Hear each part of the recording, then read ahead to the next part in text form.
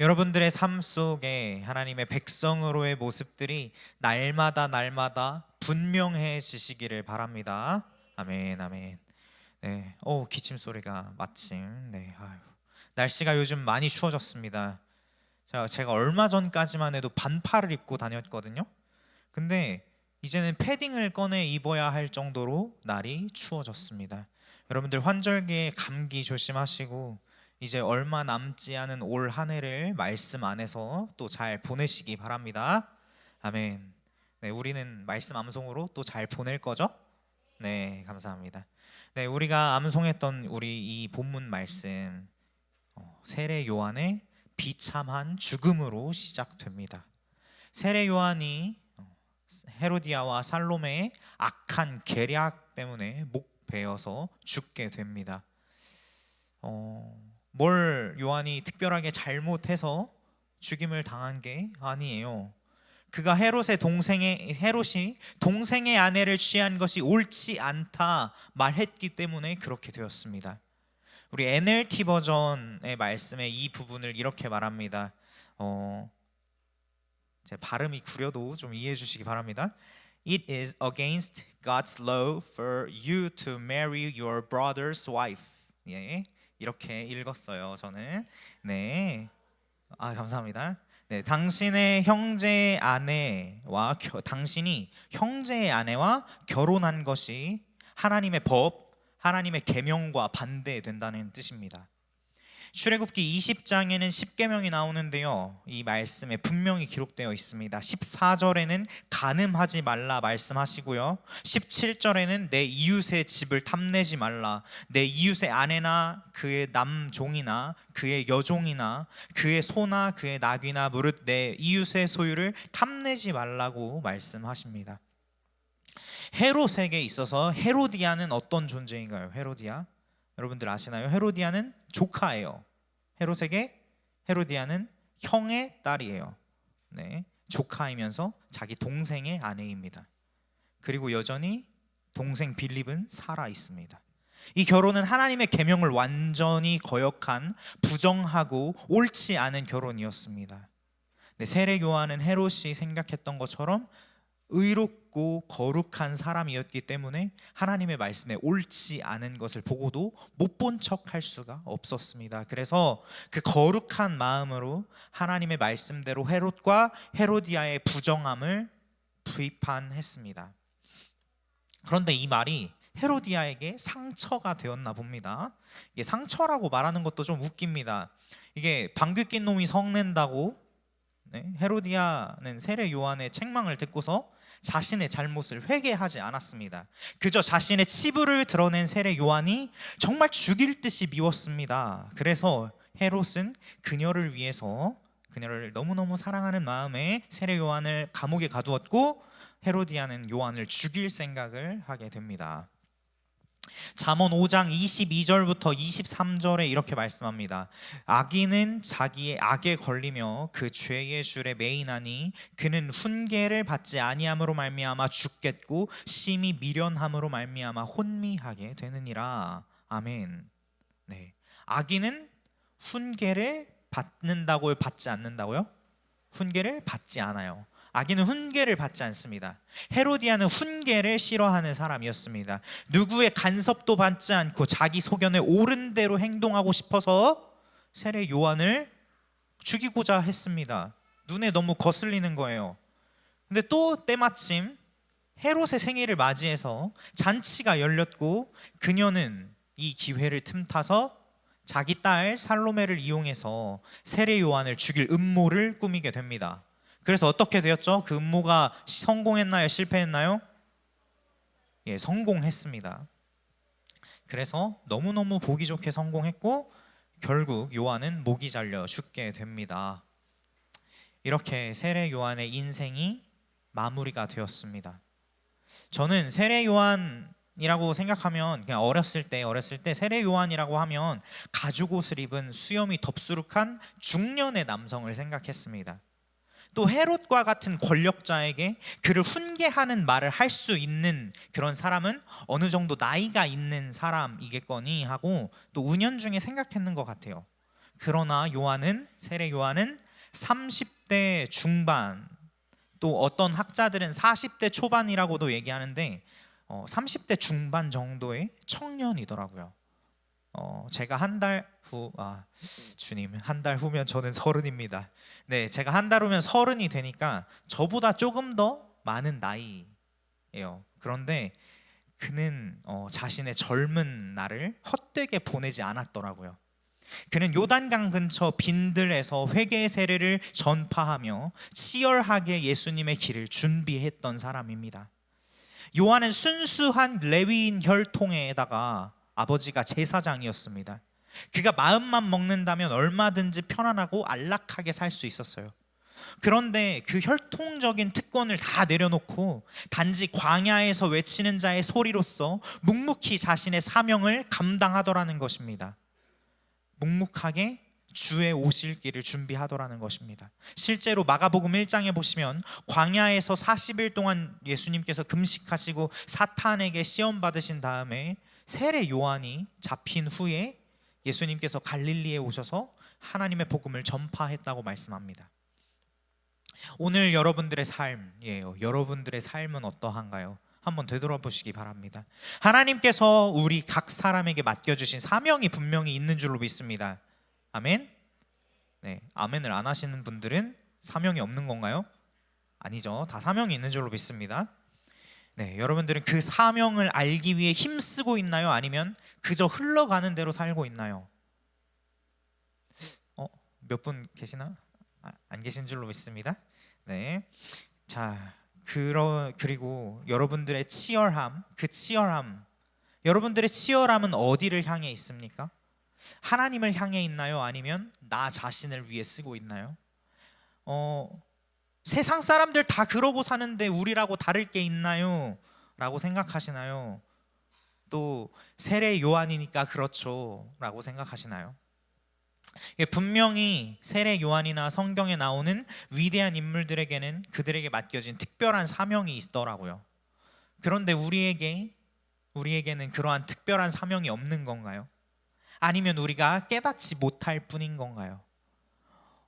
여러분들은 위대하신 하나님께서 지으신 위대한 사람들입니다. 아멘? 아멘. 하나님께서는 우리 각 사람을 위대하게 지으신 줄로 믿습니다. 하나님은 위대한 목적을 가지고 여러분들을 지으셨습니다. 이 사실을 잊지 마시기 바랍니다. 네. 우리들 중 누구나 세례 요한과 같은 사람이 될 수 있습니다. 그러나 아무나 될 수는 없습니다. 하나님께서 맡겨주신 사명을 알기 위해 애쓰고 자신의 사명을 감당하기 위해 치열하게 달려가는 사람이 위대해집니다. 누구나 위대해질 수 있지만 아무나 위대해질 수는 없는 것입니다.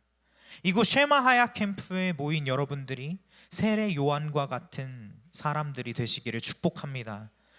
저는 나이가 너무 많아서요. 아닙니다. 분명히 그 나이에 맞는 하나님께서 위대한 사명을 부어주신 줄로 믿습니다. 저는 너무 어려서요. 네, 어린 여러분들에게 맡겨주신 하나님의 위대한 사명이 있는 줄로 믿습니다. 아멘. 이 사실을 잊지 마시기 바랍니다. 네, 이어서 또 오늘 본문 말씀 30절부터는 세례 요한의 죽음 이후에 바로 예수님의 이야기가 이어집니다. 30절의 말씀은 우리가 앞서 살펴보고 암송했던 13절의 말씀과 연결됩니다. 7절부터 13절의 말씀에서 예수님은 제자들에게 어떻게 하시죠? 제자들에게 12명의 제자들을 부르시고 둘씩 짝지어서 갈릴리 사방으로 보내십니다. 예수님께서 그들을 그냥 보내셨나요? 아닙니다. 네, 그들이 어떻게 여행을 해야 하는지 하나하나 다 알려주십니다. 지팡이 말고는 양식도 배낭도 돈도 가져가지 말고 신만 신고 여벌옷도 챙기지 말라고 명령하십니다. 또 어느 집에 들어가든지 그 마을을 떠날 때까지는 거기서 머무르도록 하게 하셨습니다. 이러한 예수님의 명령을 따라 제자들은 회개를 전파하고 귀신들을 쫓아내며 병든 자들을 고치는 일을 위해 사방으로 흩어집니다.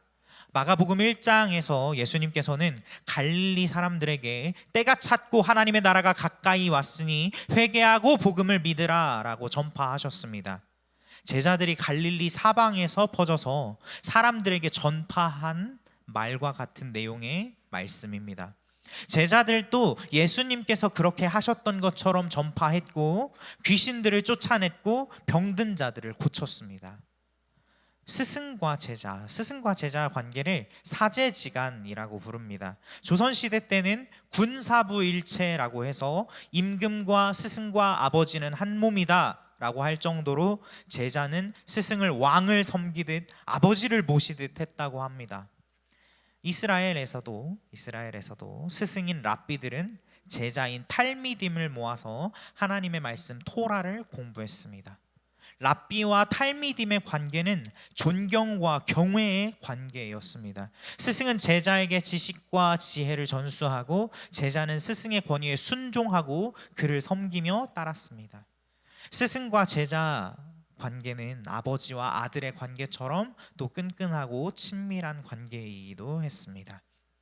이처럼 아들이 아버지를 이어받고 닮아가듯이 제자는 스승으로부터 배울 뿐만 아니라 스승의 삶을 닮아가는 사람들입니다. 스승의 뒤를 쫓으려고 하는 사람들이고 스승의 행동과 가르침을 이어받는 사람들입니다. 예수님과 제자들도 그렇게 했습니다. 그래서 예수님께 위임을 받은 제자들은 갈릴리 사방으로 흩어져서 예수님께서 전파하신 말씀대로 전파했고 행하신 대로 사람들에게 행했던 것입니다. 그렇게 12명의 제자들은 맡겨진 사명을 열심히 감당하다가 오늘 본문 말씀처럼 예수님께서 계신 곳으로 다 모였습니다. 우리 함께 마가복음 6장 30절 31절 읽겠습니다. 마가복음 6장 30절 31절입니다. 네, 시작. 사도들이 예수께 모여 자기들이 행한 것과 가르친 것을 낱낱이 고하니 이르시되 너희는 따로 한적한 곳에 가서 잠깐 쉬어라 하시니 이는 오고 가는 사람이 많아 음식 먹을 겨를도 없음이라. 아멘. 오늘 본문 말씀에서 제자들은 그들이 사람들에게 회개를 전파하고 귀신들을 내쫓고 또 병자를 고친 일들을 낱낱이 예수님께 보고합니다.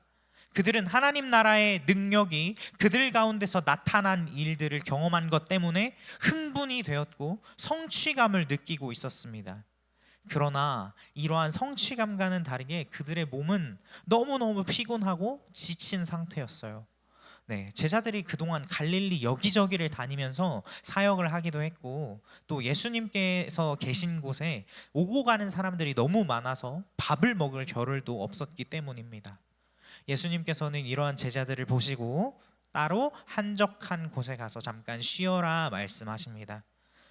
사역을 계속해서 감당하려면 충분한 휴식이 필요하니까요. 그래서 예수님과 제자들은 어떻게 했나요? 배를 타고 한적한 곳, 그 외딴 곳으로 떠나셨습니다. 그런데 그들이 마음 놓고 쉴 수 없는 상황이 생겨버립니다. 사람들이 예수님의 일행을 발견하고는 호숫가를 달려서 오히려 예수님보다 먼저 건너편에 도착한 것입니다. 네, 예수님께서 물가로 오셨을 거 아니에요? 도착하셨겠죠? 도착했었는데 이제 그때 먼저 와 있었던 큰 무리를 보셨습니다. 마가복음 6장 34절 말씀 읽겠습니다. 34절입니다. 시작. 예수께서 나오사 큰 무리를 보시고 그 목자 없는 양 같음으로 인하여 불쌍히 여기사 이에 여러 가지로 가르치시더라. 아멘. 예수님께서 목자 없는 양 같은 그 무리들을 보시고 불쌍히 여기셔서 그들에게 많은 것을 가르쳐 주십니다. 양이 어떤 동물인가 한번 찾아봤는데요. 양은 목자가 없이는 살아남기 힘든 동물이더라고요. 양은 시력이 매우 나쁘고 주변 환경을 잘 파악하지 못하고 대단히 무식해서 고집이 센 동물입니다. 자기를 잡아먹으려고 오는 동물들이 분명히 있잖아요. 그런 동물들이 자기한테 다가오면 막 도망을 가지 않고 그 자리에서 어떡하지 하다가 양들끼리 얽혀서 그냥 깔려 죽는다고 합니다. 또한 목자가 주기적으로 털을 깎아주지 않으면 털이 너무 길게 자라서 더위를 견디지 못할 뿐만 아니라 자기 털 무게에 눌려서 움직이지도 잘 못한다고 합니다. 그리고 등짝이 평평하대요. 등짝이 평평해서 이렇게 등을 대고 누우면 스스로 일어날 수도 없고, 또 그렇게 누운 상태에서 몇십 분이 지나면 내장에 가스가 차서 죽어버린다고 합니다. 이렇게 민감한 동물이에요. 손이 아주 많이 가죠. 네. 지금 예수님을 쫓아 갈릴리 호수 건너편까지 따라온 이 무리가 예수님께는 마치 이런 목자 없는 양같이 보이셨다는 것입니다. 목자 없는 양에게는 여러분 제가 말씀드렸던 것처럼 희망이 있어 보이나요? 없어 보이나요? 네, 희망이 없어 보여요.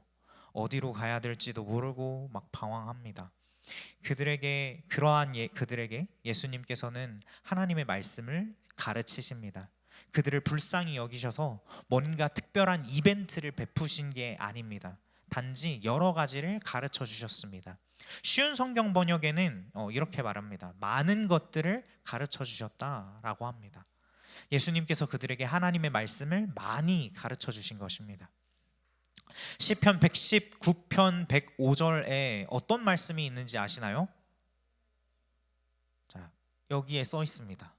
네, 시편 119편 105절 말씀에 한번 같이 읽어보겠습니다. 시작. 주의 말씀은 내 발의 등이요 내 길의 빛이니이다. 아멘. 네, 그렇습니다. 목자 없는 양같이 이리저리 헤매이는 그 큰 무리에게 예수님께서는 빛을 비춰주신 것입니다. 다른 무언가가 아니라요, 말씀으로요, 말씀 그 자체로 빛을 비춰주셨습니다. 사실 생각해보면 우리 인생 가운데 어떤 대단하고 거창한 무엇인가가 필요한 게 아니더라고요. 분명히 있으면 윤택해지겠죠? 그런데 그런 것보다 우리 인생에 가장 필요한 것은 하나님의 말씀입니다. 우리 안에 주의 말씀이 없어서 주님의 말씀을 깨닫지 못해서 길을 찾지 못하고 방황하며 헤매이고 다니는 것입니다. 그런데 우리가 그것을 잘 깨닫지 못하더라고요. 때때로 길을 잃고 방황하는 시기가 찾아옵니다. 네, 저에게도 그랬고요. 또 이사야 선지자가 말씀한 것처럼 우리는 다 양 같아서 그렇다고 합니다. 우리가 다 양 같기 때문에 목자의 음성에 귀를 기울이지 않으면 흩어져서 제 갈 길로 가게 됩니다. 내 맘대로 가면 행복할 줄 알았죠. 내 맘대로 가면 행복할 줄 알았어요. 그런데 가고 또 가도 내가 원하는 곳과는 점점 더 멀어져만 갑니다. 그러한 시기를 보내고 있을 때 오늘 본문 말씀에 나온 것처럼 그 큰 무리들과 같이 주님의 말씀이 있는 곳을 힘써 찾으시기 바랍니다. 그래도 그들은 그 무리들은 예수님을 치열하게 따라다니다가 주님의 긍휼히 여기심을 받잖아요. 말씀이 들려지는 곳에서 주님의 긍휼하심을 받는 저와 여러분들 되시기를 소망합니다. 네, 여러분들이 힘들고 귀찮다고 생각하는 암송도 마찬가지입니다. 저도 다 알고 있어요. 힘들고 귀찮습니다, 암송. 그런데 해야 돼요. 여러분들이 치열하게 애쓰며 암송한 그 말씀이 결국 결정적인 순간에 여러분들의 생명이 될 것입니다. 아멘. 여러분들이 목자의 음성에 귀를 기울이겠다고 하잖아요. 근데 귀를 기울이는 방법이 특별히 뭐가 있는 게 아니에요. 그냥 반복해서 읽고 반복해서 암송하면 됩니다. 그게 여러분들이 쉐마하는 방법입니다. 네, 여러분들 그것을 정말 귀한 것으로 여길 수 있는 여러분들 되시기를 소망합니다. 아멘. 목자의 음성에 잘 귀 기울이시고 잘 듣고 지키며 준행하시는 우리 쉐마야 캠프의 모든 가정들 되기를 축복합니다. 네, 말씀을 마무리하겠습니다. 찬양팀 준비해 주시고요. 말씀을 마무리하겠습니다. 오늘 여러분들의 삶은 어떠한가요? 세례 요한과 같이 나에게 맡겨진 그 위대한 사명을 감당하기 위해 치열하고 묵묵하게 그 길을 걸어가고 계신가요? 아니면 제자들과 같이 참된 스승이신 예수님을 닮아가기 위해 노력하고 계신가요? 아니면 목자 없는 양같이 방황하며 이리저리 헤매이고 계신가요? 사랑하는 여러분들, 치열하게 주님을 바라봅시다. 네, 여러분들은 목자 없는 양이 아닌 줄로 믿습니다. 네, 우리 함께 목자 있는 양처럼 살아봅시다. 이 시간 함께 찬양하고 기도하실 텐데요.